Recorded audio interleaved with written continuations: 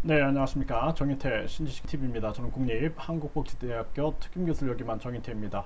네, 공무원 중국 간첩 고작 2년 이하의 징역이다라는 거예요. 이 굉장히 우리나라가 이게 굉장히 심각한 상황이라고 볼 수가 있는데요. 자, 이분이 국정원 제1차장, 1차장 염돈재 박사인데요. 공무원 중국 간첩 지금도 고작 징역 2년 이하라는 거죠. 국보법 폐지하면 없애면 그나마 정보 수집도 못한다, 이런 기사가 나오고 있어요.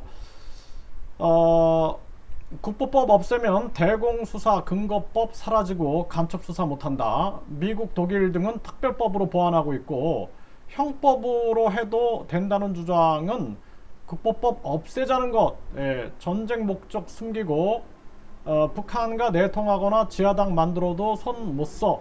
나라가 종북 천국 된다. 네, 이렇게 이제 우려의 목소리를 냈습니다.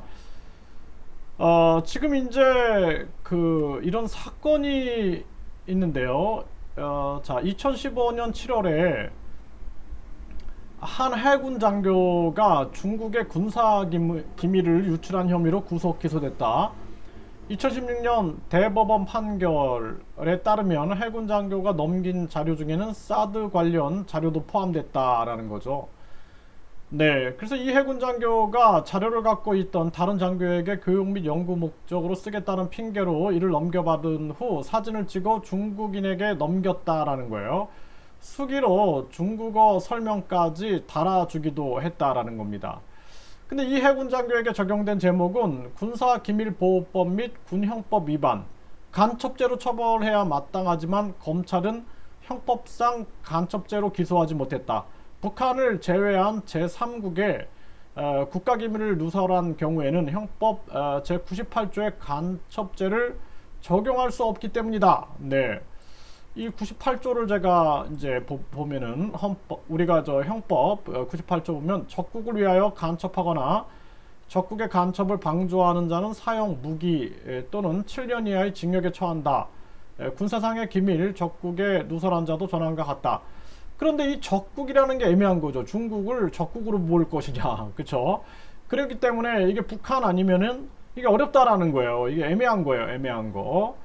네, 이런 정황이다라는 거예요. 그래서 우리가 국제간첩제재법이 있어야 된다라는 거예요. 국제간첩제재법. 네, 국제간첩제재법. 그러니까 한국의 우리 정치, 외교, 국방, 안보, 또 아주 의도적으로 아주 명백하게 우리가 역사라든지 문화까지 왜곡시킨다, 이런 것들까지도 포함해야 되지 않느냐, 이 동북공정, 문화공정을 봐서는 그렇게 생각이 들어요. 그래서 우리가 이 외국인들이 우리의 이러한 간첩행위, 스파이 행위, 경제 스파이도 마찬가지겠죠, 하는 경우에는 우리가 국제 간첩 제재법에 의해서 이걸 막아내지 않으면 안 된다라는 거예요. 네.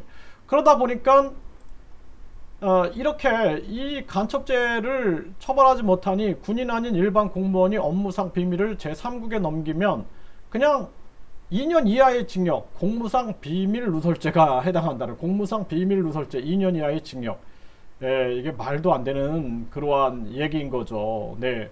미국 같은 경우에는요, 로버트 김이 이제 미국의 해군에 근무를 했는데 강릉 무장공비 침투 사건 때 잠수함 이동 경로를 한국 측에 넘겼다고 해서 미국 연방교도소에 9년간 수감됐다라는 겁니다.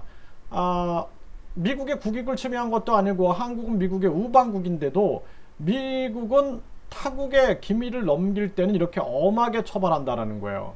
지금 우리 법체계로서는 우리 공무원이 중국이나 러시아를 위해 간첩질을 해도 기껏 공무상 비밀 누설죄가 적용된다. 최고형이 이제 2년 이하의 징역이다라는 거예요.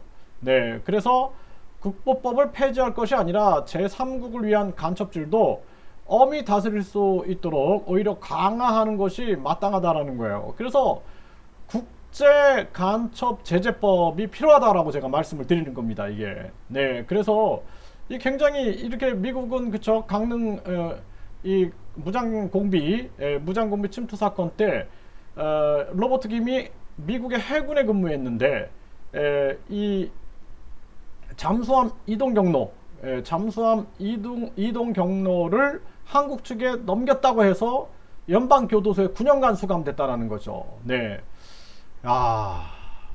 그럼에도 불구하고 한국은 지금 이렇게 안보가 굉장히 안보의식이 낮은 거예요. 그래서 네, 이분 이름을 우리가 기억을 해야 될 거예요. 염돈재, 국정원 제1차장 염돈재. 네.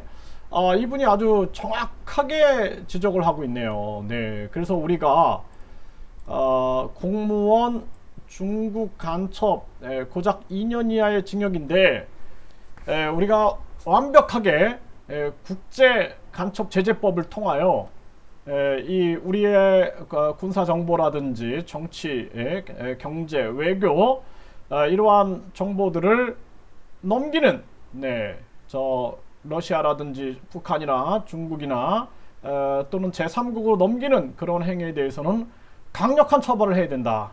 그것이 이제 필요한 시점이 왔다. 이렇게 말씀을 드릴 수가 있겠습니다.